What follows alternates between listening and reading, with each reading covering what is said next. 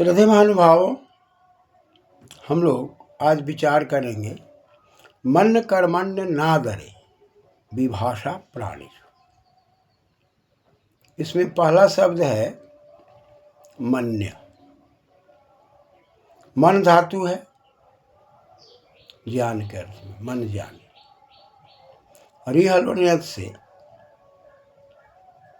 यहाँ पर री वर्णात समझ के या हलन समझ के नियत करेंगे तो यहाँ दीर्घ की उपलब्धि होने लगेगी। इसलिए नियत प्रत्यय न करके यहाँ मन यदि पढ़ा गया है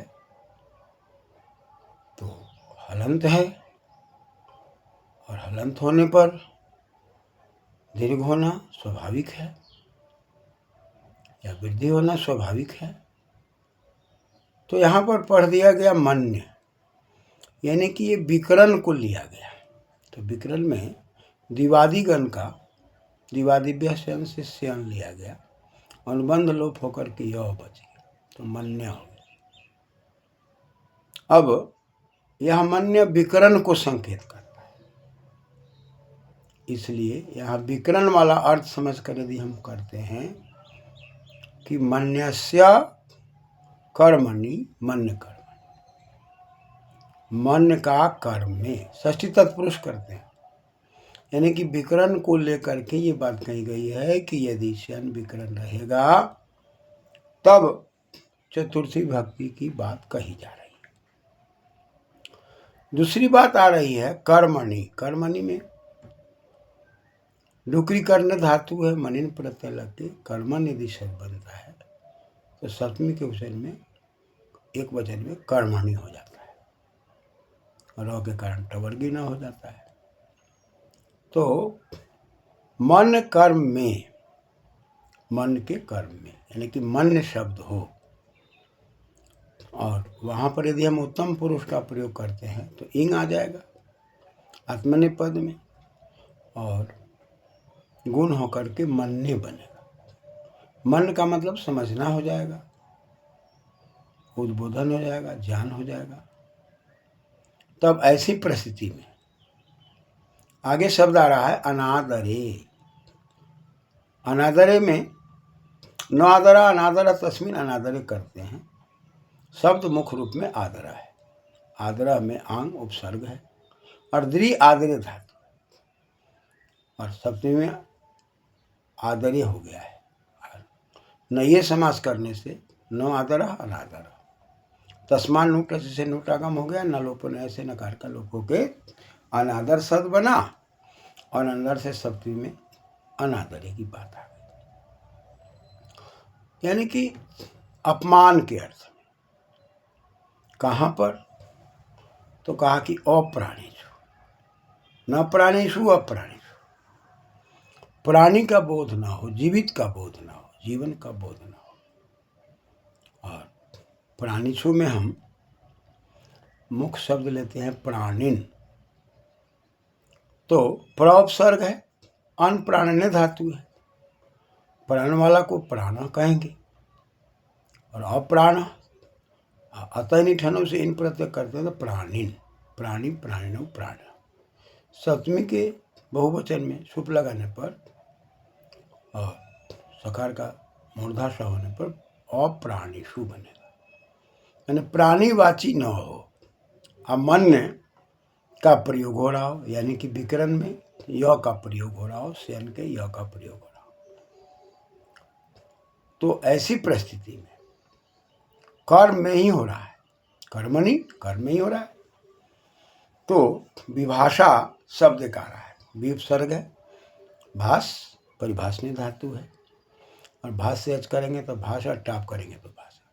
विभाषते विभाषते विभाषा, यानी कि वैकल्पित व्यवस्था, विकल्प में एक पक्ष में होना, एक पक्ष में न होना। तो कर्म तो हो ही रहा है।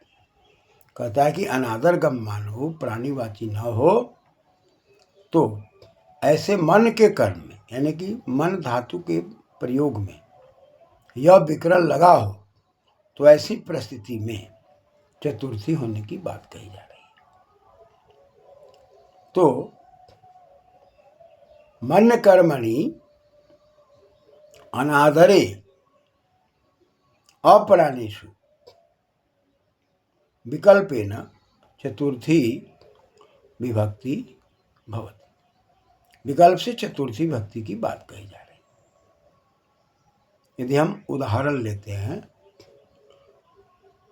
अहम न त्वाम तृणम मन्ये, मैं तुमको तो घास के बराबर भी नहीं मानता हूँ।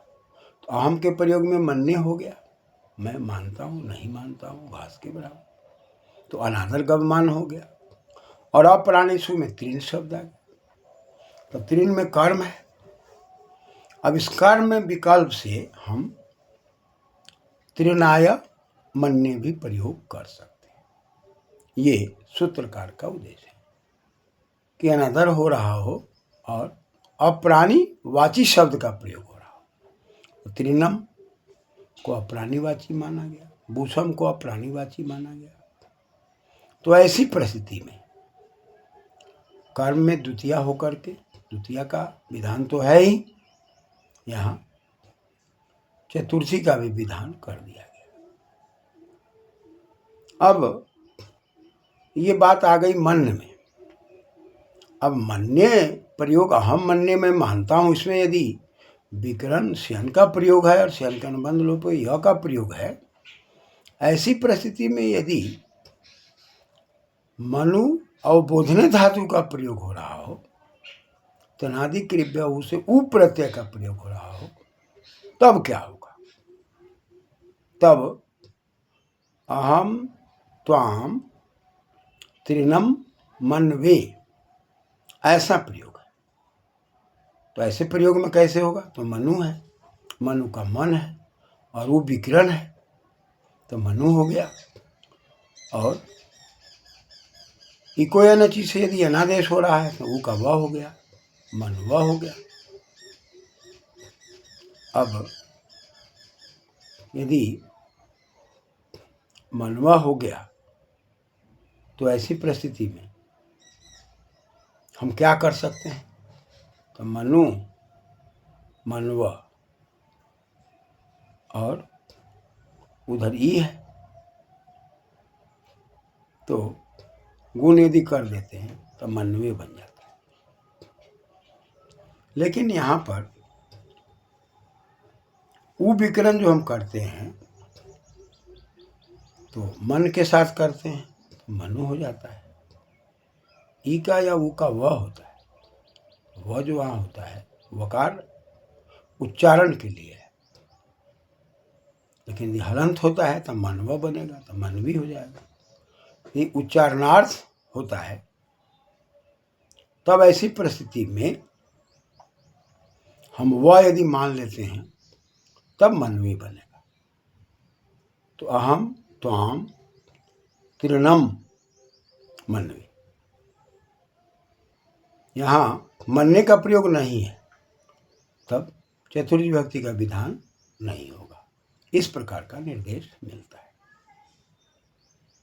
अब इसी परिस्थिति में हम आगे बात करते हैं कि मन का कर्म में प्रयोग हो रहा है तब, अनादर में हो रहा है तब, अप्राणीवाची हो रहा है तब। लेकिन महाभाष आदि के अध्ययन करने से, काशिका आदि के अध्ययन करने से स्पष्ट होता है कि यदि प्राणीवाची हो तो अब क्या होगा? तो प्राणीवाची में हम काकम ले लें, अहम त्वाम काकम मन्ये, अहम त्वाम सुकं मन्ये। यदि इस प्रकार का प्रयोग हो कि मैं तुमको कौआ मानता हूँ, मैं तुमको सुक मानता हूँ, और इस प्रकार का प्रयोग यदि देखा जा रहा है कि हम कौआ मानते हैं, सुक मानते हैं, तो ऐसी परिस्थिति में चतुर्थी की बात नहीं कही जा रही।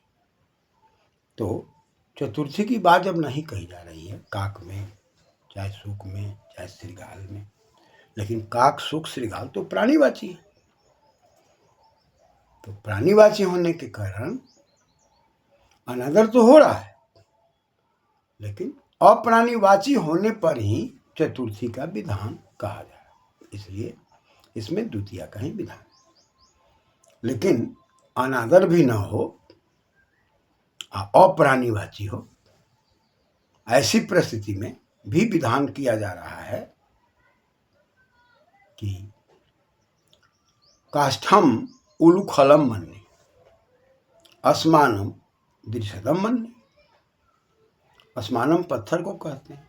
अब पत्थर के ही टुकड़े को काट जाता है तो वो सिलौट बन जाता है। सिलौट पत्थर है, अस्मानम से ही पत्थर, पत्थर का ही आसमान, आसमान ही पत्थर है, पत्थर ही सिलौटा है, सिलौट है या लोटिया है। इसमें अपमान की बात तो है नहीं, यानी कि उसको समझने की बात है, मानने की बात है। तो सीधी बात है, पत्थर है वही सिलौटा बन गया, वही लोटिया बन गया। तो ऐसी परिस्थिति में अपमान नहीं है, लेकिन अप्राणीवाची है, अनादर नहीं है। तो यहाँ पर महाभाष्यकार या काशिकाकार के अंदर जो बात आ रही है उसमें साफ आ रही है कि इसमें द्वितीया ही रहेगी, क्योंकि वहां तो अप्राणीवाची पढ़ा गया है लेकिन अनादर में पढ़ा गया। इसमें लिए काष्ठ, काठ है तो काठ से तो उखल बनेगा ही, तो काष्ठम उलुखलम बनने, काष्ठ कह दो या उलुखलम कह दो, वो दोनों का तालमेल है, इसमें अपमान की बात नहीं आ रही। तो ऐसी परिस्थिति में भी अनादर ना है और ये प्राणीवाची नहीं अप्राणीवाची है, फिर भी केवल द्वितीया का विधान है, चतुर्थी का विधान नहीं है। और ऐसी परिस्थिति में जहाँ हम अप्राणी की बात करते हैं, अनादर की बात करते हैं, कहीं तृण कह रहे हैं, कहीं भूषम कह रहे हैं, ये आवेश की बात आ रही। लेकिन एक ऐसी भी परिस्थिति बन रही है जहाँ पर हम ये कहते हैं कि अपमान हो रहा है, अप्राणीवाची भी है, और हम कह रहे हैं अहम तो हम सुनम मन्ने, अहम तो हम सुनने मन्ने, मैं तुमको कुत्ता समझ रहा हूँ। तो यहाँ पर अपमान हो रहा है। तो यहाँ विधान चतुर्थी का किया हुआ है कि क्योंकि शास्त्र में ये बात वर्णित है कि अनादर गम्यमान हो, अप्राणीवाची हो, लेकिन यहाँ प्राणीवाची होते हुए भी घोर अपमान के कारण यहाँ ऐसा दिखाई पड़ता है। लेकिन शास्त्र में बात आ रही है कि ये व्यवस्थित विभाषा है। व्यवस्थित विभाषा क्या है भाई? तो भी उपसर्ग है, अवस्थित माने स्थिर होना, यानी कि एक व्यवस्था दी गई है और उस व्यवस्था में सामर्थ्य देखी जाती है, और एक अव्यवस्था दी गई है। तो अव्यवस्था में व्यक्ति क्रोध में आकर के बोलता है अहम तो हम तृणम मन्ये, मैं तुमको घास समझता हूँ। कोई व्यक्ति घास होता तो है नहीं, तो ये व्यवस्थित बात तो है नहीं, लेकिन अव्यवस्थित में हम व्यवस्थित की बात कर रहे हैं, इसलिए ऐसी बातें दिखाई पड़ रही है क्रमशः।